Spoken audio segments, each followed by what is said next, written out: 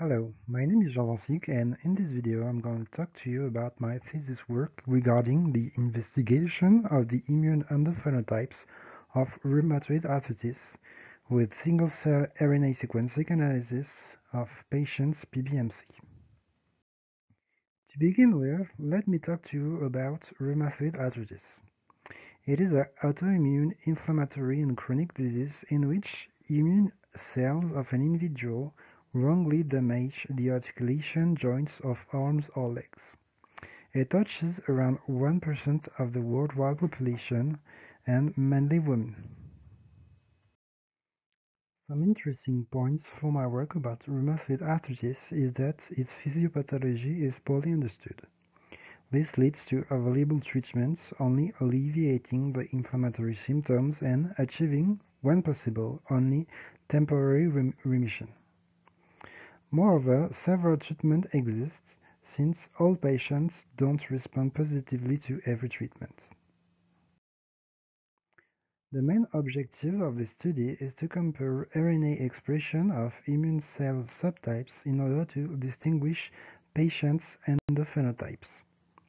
But before this, a preliminary analysis has to be conducted to build a bioinformatics pipeline for single-cell RNA sequencing of human PBMC samples. After this, 2 points were investigated: the clustering methods and the robustness of the results if we reduce the initial number of reads. The pipeline build takes as input a FASTQ file of single-cell RNA sequencing. The first step is the mapping of the read on a human genome reference. This task was done using CellRanger, a 10x genomics software, since our data was obtained with the kit from this company.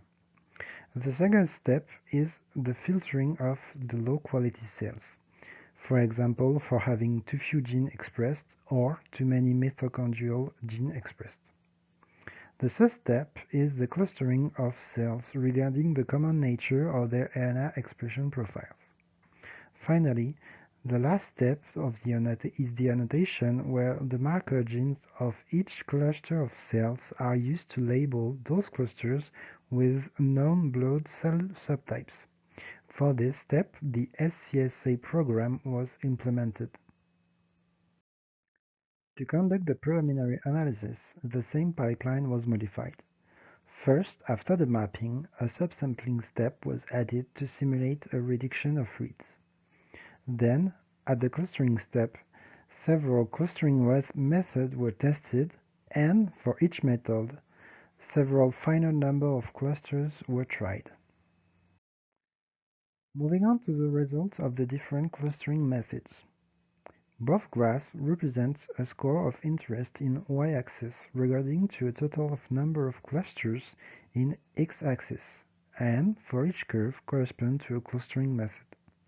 On the left is represented the number of clusters labeled as well annotated by the SCSA program. On the right is represented the normalized number of clusters where the program could not find an annotation, which reflects a wrongly defined clusters. On both graphs, we can see that in every tested number of clusters, the clustering method labeled in blue and spectral in purple show the best results.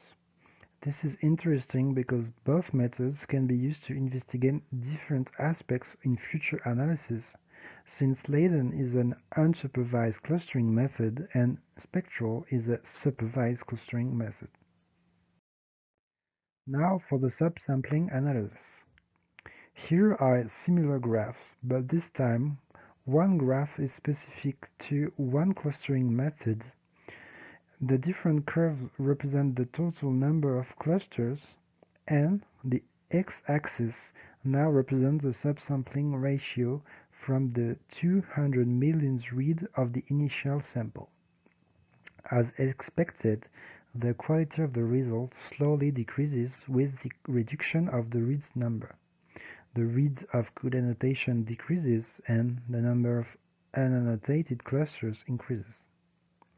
An interesting observation is the appearance of unannotated clusters around 0.45 subsampling ratio. To sum up, the two clustering methods showing the best results were spectral and Leiden. Also, the reduction of reads leads to a slow decrease in the annotation quality, with unannotated clusters clearly appearing around 0.45 subsampling ratio. Those were only preliminary results, and with more PBMC samples, the following investigation in this project will be to compare immune cell subtypes from different diagnosed patients in order to distinguish patients' endophenotypes. And after this, investigate the correlation between these endophenotypes and the response to treatment of patients. To conclude, you can see here some references for my work. And I would like to thank you for your attention, and I will gladly answer your question during the poster oral session.